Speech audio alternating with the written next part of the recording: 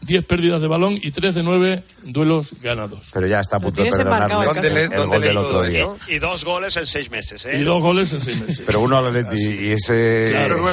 Un abrazo. Ahora vive de eso 3 meses. Un abrazo grande. Venga, Antonio, gracias. Miguelito, testimonialmente, más o menos por donde tú quieras ir. O sea, es un paso genérico. Dile a la hora que tenemos que estar en el aeropuerto, Miguelito. ¿A qué hora tenéis que estar en el aeropuerto? A las 5:30. Sobre las 6 de la mañana más o menos. El equipo que es lo importante vuela a las 9.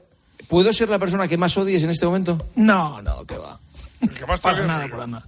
El que más te odia soy yo.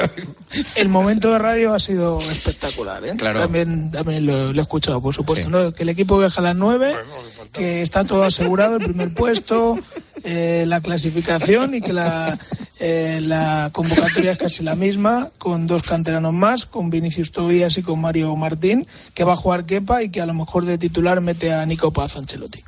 Detalle. Perfecto. Que estuviera escuchando, oye, que podía haber estado escuchando Radio Marca por amistad. No. Un abrazo, Miguel. Otro, hasta luego. Y buen viaje a Berlín. ¿Por qué os vais tan pronto a Berlín? Porque sale el vuelo ahora.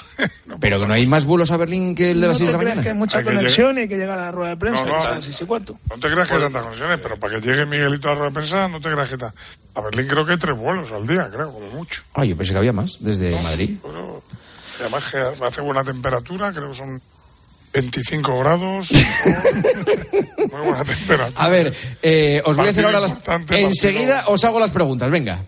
Vuelve la Champions después de un mercado de fichajes donde los árabes nos han goleado. Los clubes europeos tendrán que apostar por su plantilla, pero tú con Crea tu Apuesta de Codere podrás apostar a distintos resultados en un mismo partido para aumentar la emoción y la posibilidad de multiplicar tus ganancias. Descárgate la app, regístrate en codere.es y crea tu apuesta. Codere, más de lo que esperas. ¿Buscas emoción? Únete a OneCasino.es, el casino de mayor crecimiento en España, con los mejores croupiers de casino en vivo. Juega uno de nuestros enormes botes. Solo hay One Casino. Este es un mensaje solo para mayores de 18 años. Juega con responsabilidad. ¿Tienes ganas de apostar en el próximo partido? Entra en Winamax.es y aprovecha la mejor variedad de apuestas del mercado. Podrás ver las supercuotas del día y contar con las opciones del My Match y del Cash Out para hacerlo a tu manera. Winamax, no esperes más. La emoción a un solo clic. Winamax, las mejores cuotas. Juega con responsabilidad, solo para mayores de 18 años. Joseba Larrañaga, ¿esta que cubo el jugador más talentoso de la Real Sociedad? Sí. Manolo Lama. Bye. Es que me meo, tío. Es que cuando tenéis el día, pasa poco, pero cuando tenéis el día sois, de verdad, hay días que alegráis la vida. Porque hemos hablado poco, Sí. Lama. Aquí estoy. ¿Es el Girona el equipo que mejor juega de España? Bye. Ahora mismo sí. Gonzalo Miró, ¿en qué jornada se descolgará el Atleti de la lucha por la Liga? En ninguna. Paco González, ¿sigues enamorado del fútbol? Bye. Sí, yes. We. Albelda, ¿en qué posición estaría el Valencia si Michel fuera su entrenador? Yo creo que en la misma. Pues mira, dice mucho. ¿La misma que el Girona o que el Valencia? Cada uno que interprete. Rico, ¿es suficiente haber ganado 2 de los 3 partidos clave que tenía Xavi? Evidentemente no. Fouto, ¿te pondrías la camiseta de Pedrito de I Love Bar? La tengo ya. Vale. Se la compré. I Love... No, tengo la sudadera. Ya, en la pregunta pone I Love Bar. Yo creo que ahí no tienes ninguna camiseta. Sí, yo me la pongo. Bar. No tengo corazón, pero partido. Partido, si la ha hecho Pedrito, me la pongo. Vale. Cañizares, ¿cuánto va a echar de menos el Barça a Ter Stegen? Poco, vale. Palomar, ¿te parece que es falta de ambición que Ancelotti estuviera satisfecho después del empate con el Betis? No, porque fue un buen partido igualado. No creo que se le pueda acusar a Ancelotti a estas alturas de falta de ambición. Mónica Marchante, ¿quién es mejor entrenador actualmente, Michel o Luis Enrique? Pues en la Liga Francesa Luis Enrique, que va líder, y en la Liga Española Michel, que también va líder. No, ¿quién es mejor de los dos? Aquí no me vengas con milongas, que está el nivel muy alto del programa, por favor, respetemos al oyente. No se mojan. Hombre, hay que mojarse. Ahora mismo, ¿quién es mejor de los dos? Por trayectoria, creo que ha demostrado Luis Enrique todavía mucho más que Michel, ojalá lo demuestre también Michel. Muy bien. O sea, Luis Enrique. Por cierto, entrenador líder en la Liga Alemana, entrenador líder en la Liga Española, entrenador líder en la Liga Francesa. ¿La Liga Inglesa? La Liga Inglesa no, porque está Klopp. Pero los tres siguientes son españoles. Sí, sí. Los ayer tres. era. Se ha caído. Impresionante. Oye, compañeros, muchísimas gracias, de verdad. Muy bien. De verdad. A ti por invitarme. ¿Cómo se nota? ¿Estás bostezando, Manolo, ya? No. Ah, No me voy ni a acostar. ¿No te vas a acostar? No, te lo juro, ¿eh? ¿Qué haces ahora? Pues me voy a poner a ver un partido ahora de fútbol. Uno de segunda. ¿Por qué no te escuchas otra vez el momento de Mateu con Fouto? Pues me ha encantado. Me ha encantado Mateu y Fouto. Sí, han estado muy bien los dos. Muy bien los dos. Muy bien los dos. Muy bien. ¿No ha habido pregunta para Fouto? Sí. Ah, sí, ya ¿Y respondió. quién le ha organizado el pasillo? Sí. ¿Y para Mateu? ¿Quién lo organiza el Fouto, me gustaría que me organizaras mi pasillo el día que me vaya de la COPE. A una la Guardia Civil y a otro la Policía Nacional. Sí. Conmigo lo vas a tener más difícil Pues que con no he Mateu, contado porque ninguna conmigo mentira. no va a querer ninguno de los equipos. O sea, No he contado no. ninguna mentira. Iraola dijo que no y yo hablé con Martín Presa. Es que es más claro el agua. ¿Iraola? O sea, es que no hay ninguna mentira. Pues Iraola mira, dijo Claro, al es revés. que yo no miento. Lo que pasa es que, evidentemente, si vienes diciéndome que es que yo me meto contigo, yo no me meto contigo. A mí, toda persona que se vista de árbitro tiene mis respetos. ¿Y de se periodista? llame Toño, se llame Paco, se llame Negreira. fulanito. Me da igual. Pero, Yo por eso vengo de me negro da todos los igual. días. Ahora, puedo tener más feeling con unos que con otros. Con gente de este programa tengo más feeling, con otros no puedo ni verlo. Pues claro, como todo, claro. Fouto, dile con él que es mejor te llevar de este programa. Para Con jodernos. Manolo Lama Jiménez. Muy bien. ahí Muy lo bien, tienes. Fouto. Pues con esta bonita frase terminamos el tertulión y tiempo de juego. Gracias, un abrazo a todos. Señoras, señores, seguiríamos, pero sería un abuso por nuestra parte. No merecemos tanto tiempo de su atención. Así que ahora llega Arjona. Han sido muchas horas de tiempo de juego, muchas horas de radio. Ojalá que para ustedes hayan sido buena radio, que les hayamos acompañado y entretenido. Mañana nos encontramos en el tertulión, en el partidazo. Tenemos protagonista, viene Luis de la COPE, Luis de la Fuente al programa. Seleccionador, adiós. Juanma Castaño. Tiempo de juego. COPE. Estar informado.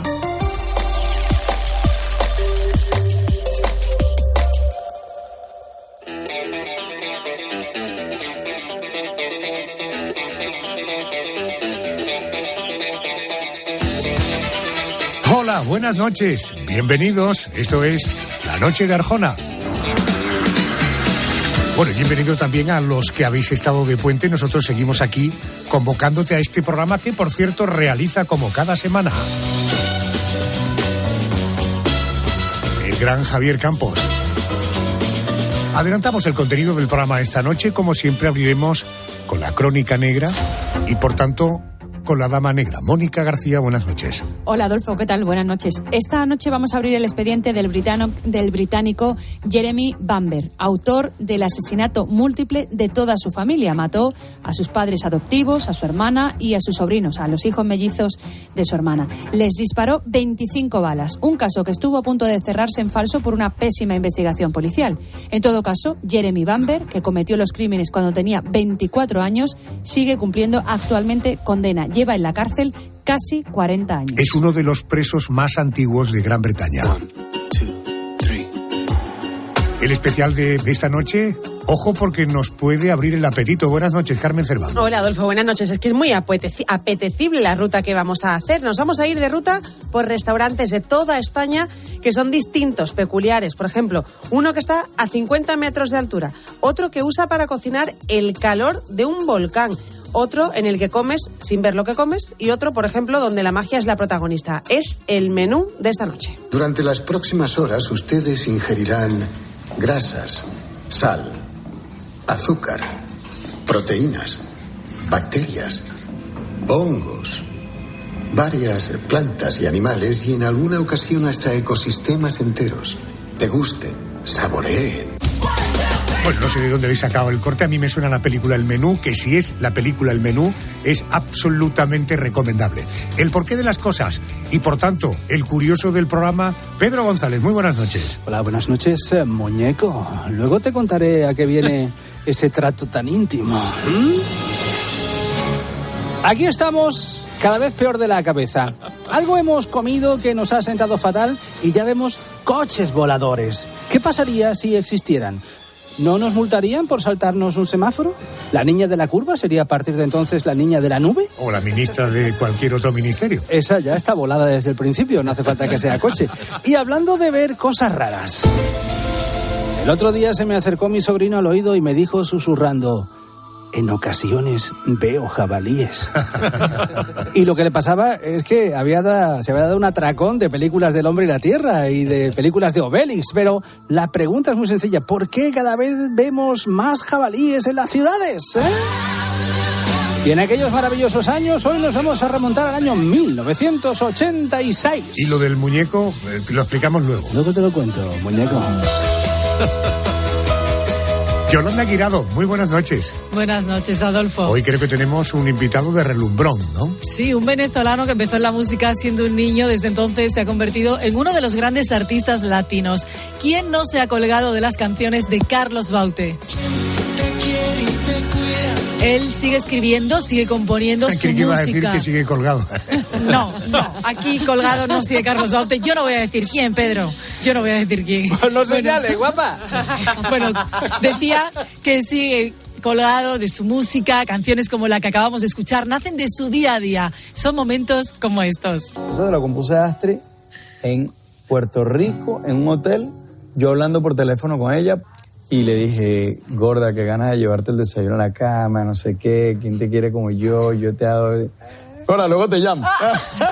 Y dije, esa es la canción.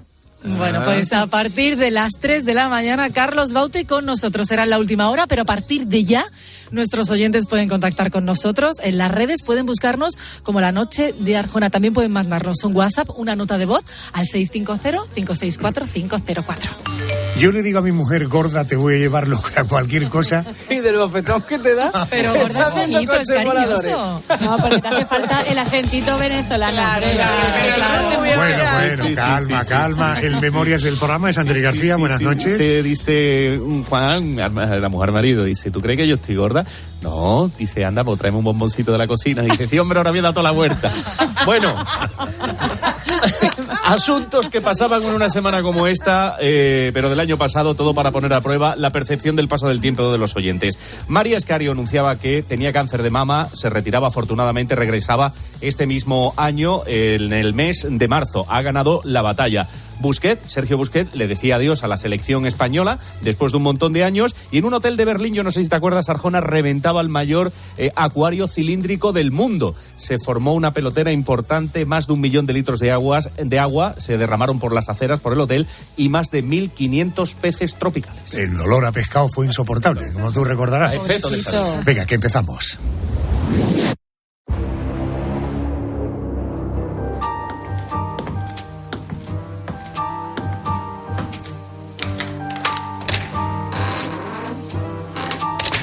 Crónica Negra.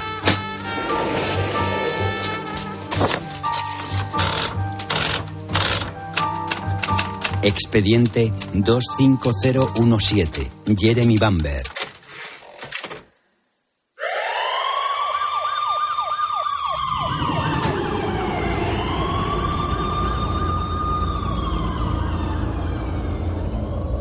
Agentes especializados y un equipo de la Unidad Especial Armada se adentraron en la vivienda de la familia Bamber. El silencio sepulcral de su interior no auguraba nada bueno. El primer cadáver que encontraron fue el de Neville Bamber. Estaba tirado en el suelo del salón, junto a un teléfono descolgado.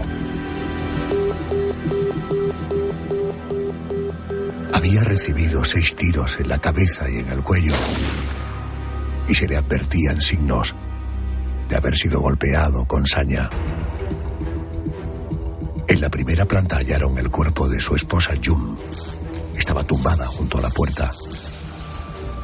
Le habían disparado varias veces en la cabeza, y a su lado descansaba una Biblia completamente ensangrentada.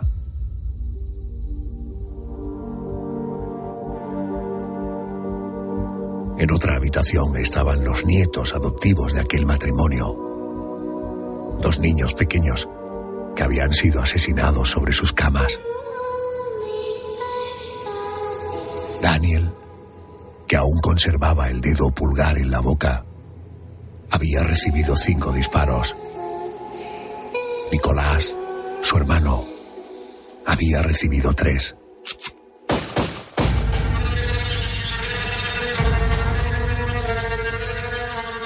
Finalmente apareció el cuerpo de Sheila, la hija adoptiva de Neville y June y madre de los gemelos. Vestía un camisón, estaba descalza, y sobre su pecho se posaba el rifle con el que supuestamente se había suicidado, pegándose un tiro en la garganta que le llegó al cerebro después de quitar la vida a su familia.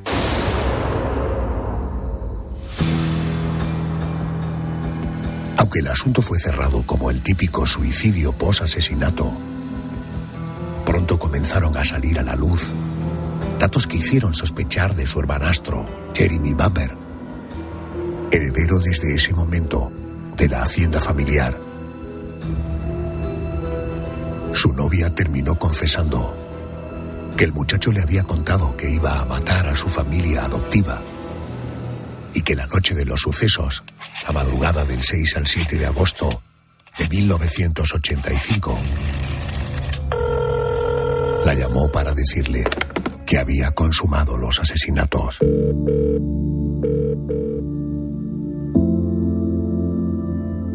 Jeremy fue condenado a 5 cadenas perpetuas que cumple en la actualidad en una prisión en Londres.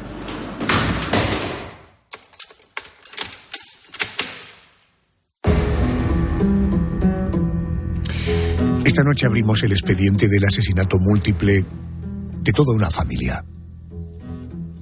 Un caso que estuvo a punto de cerrarse en falso por una pésima investigación policial. Un caso que a punto estuvo de dejar en libertad al británico Jeremy Bamber, un joven que por entonces tenía 24 años. Actualmente lleva 38 en prisión. Vamos a conocer detalles de este expediente. Quiero saludar a Juan Enrique Soto.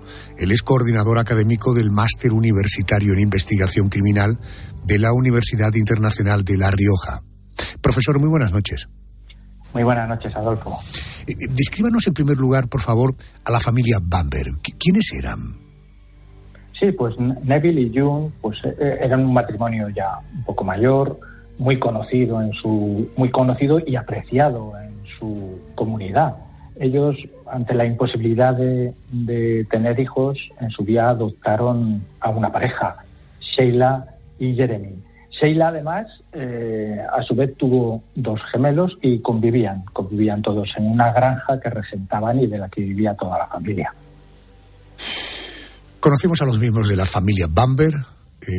Vamos a situarnos en la noche del 6 al 7 de agosto de 1985. Esa es la noche en la que Jeremy asesina a sus padres adoptivos, a su hermana y a sus 2 sobrinos. Profesor, ¿lo había planeado todo o fue fruto de un arrebato? No, de arrebato nada. Fue preparado y además muy meticulosamente. De hecho, le llevó prácticamente un año preparar todos los detalles.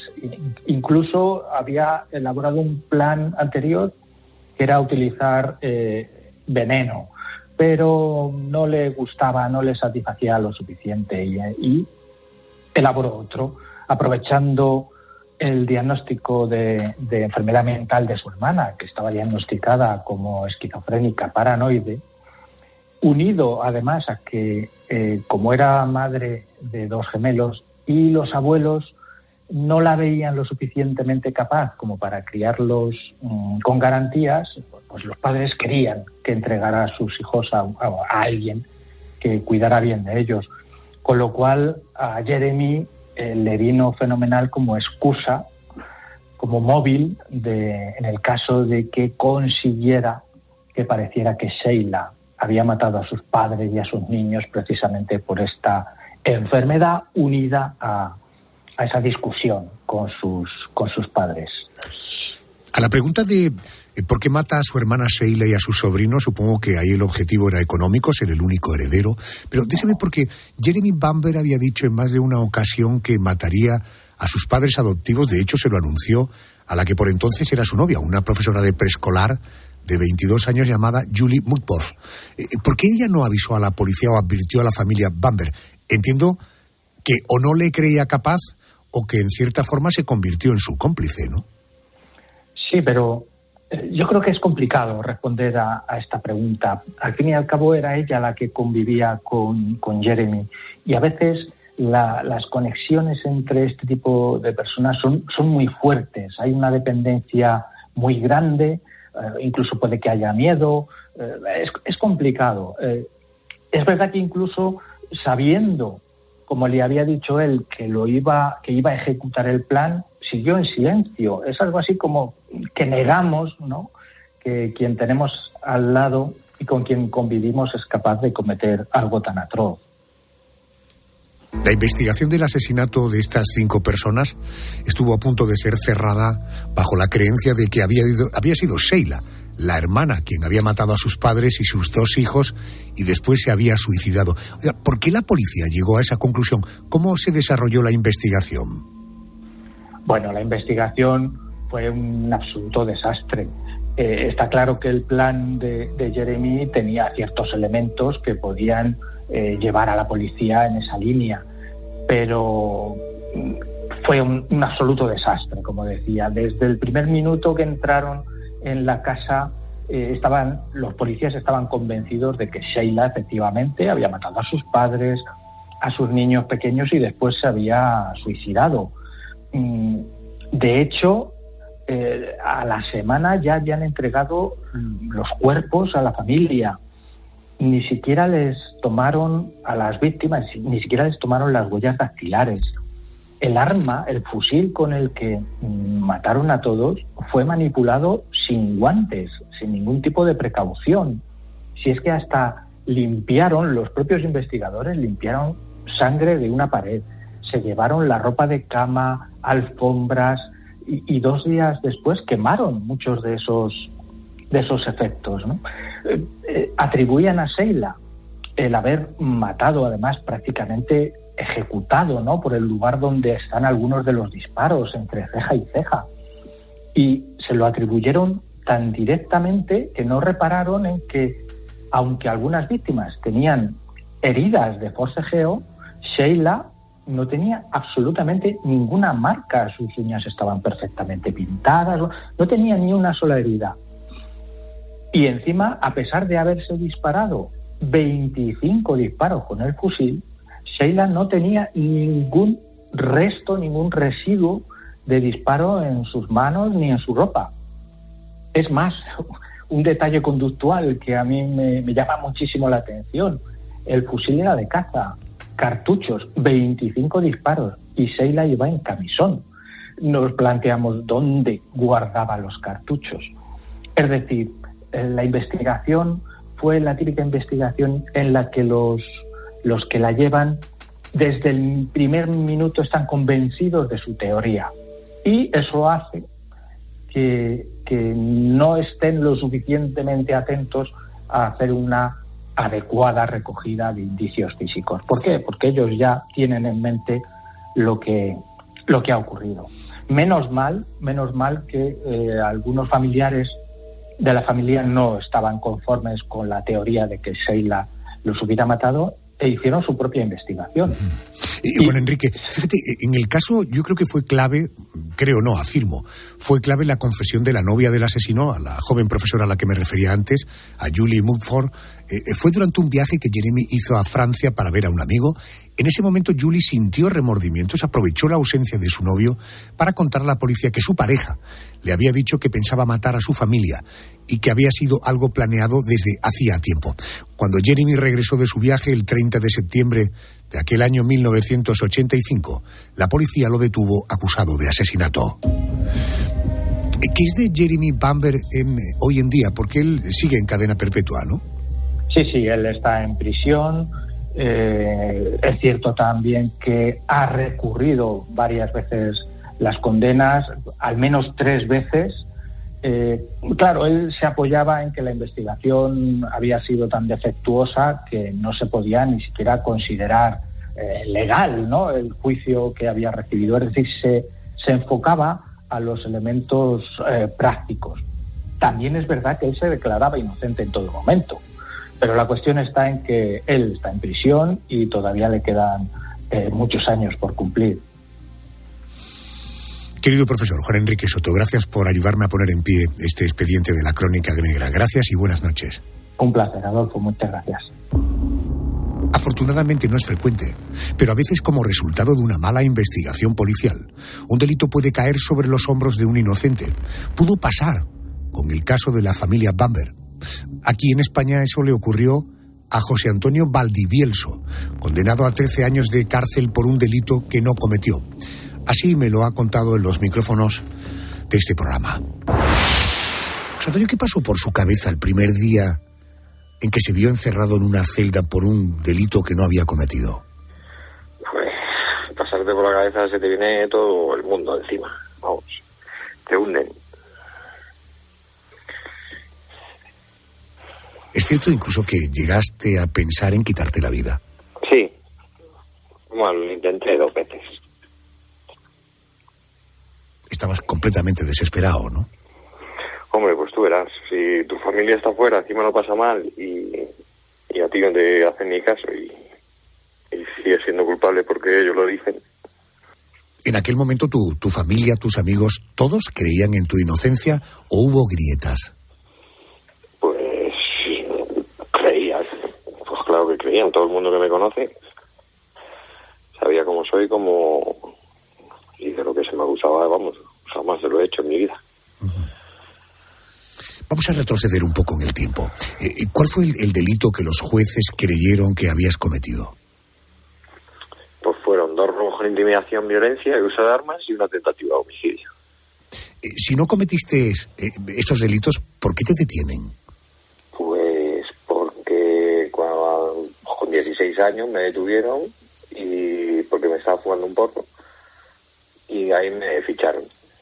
Pero estarías cerca de donde se produjeron los delitos, ¿no? No tenía nada que ver.